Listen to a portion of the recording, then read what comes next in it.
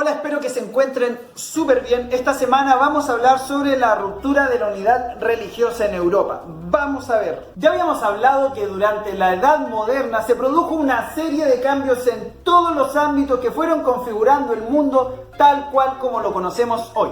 Uno de estos cambios se produjo en la Iglesia Católica, cuando un monje alemán llamado Martín Lutero decidió impulsar una reforma religiosa en pleno siglo XVI, despertando la rabia de toda la comunidad católica de la época. Recordemos que en aquella fecha la Iglesia Católica tenía un dominio total del poder, la cultura y la vida de los europeos.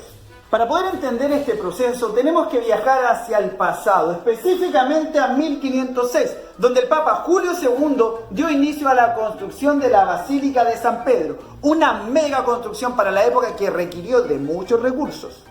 El Papa sucesor de Julio II, León X, quiso mantener obviamente y amplificar, continuar y perpetuar la construcción de esto, por lo tanto en 1515 publicó una bula o un contrato o medida en la que solicitaba mayores recursos para poder construir esto, y a cambio de estos recursos iba a entregar indulgencias.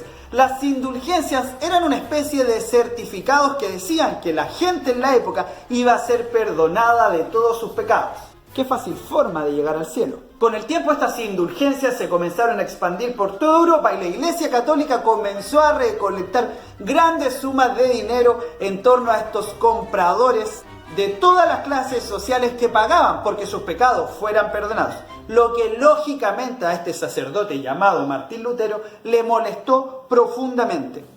El 31 de octubre de 1517, ahora entienden por qué el 31 de octubre es el día de la iglesia protestante, Martín Lutero fue a una iglesia en Wittenberg, donde clavó 95 tesis en las cuales rechazaba una serie de prácticas de la iglesia católica, entre las que destacan principalmente la venta de indulgencias. Dijo que de los 7 sacramentos que proponía la iglesia, 2 eran los principales y los que se debían hacer. Dejó de prestarle validez al purgatorio, condenó los castigos que ejercía la Inquisición, apeló porque toda la gente tuviera acceso a la información de la época, específicamente a la lectura de la Biblia, condenó la relación que la Iglesia tenía con los diversos reinos de la época y también juzgó de forma determinante las cuestionadas prácticas sacerdotales y faranduleras de la época.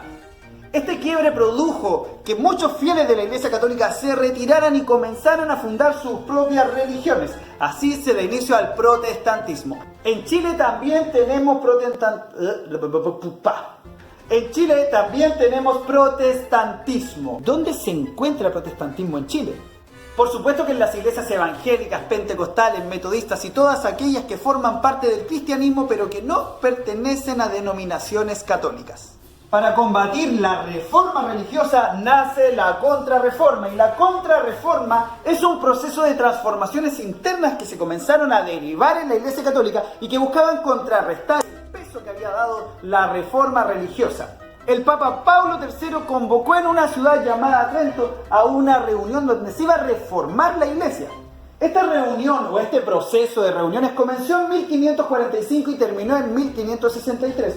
Y determinó diferentes cosas. Lo primero que hizo fue rechazar la reforma que había dado Martín Lutero, hizo una revisión minuciosa de la Biblia, lanzando una nueva edición del documento, mantuvo los 7 sacramentos como parte de la Iglesia Católica, creó la orden de los jesuitas, que serían sacerdotes que abogarían por la humildad y la vida limitada de privilegios, y por supuesto, rechazó la reforma cristiana de Martín Lutero.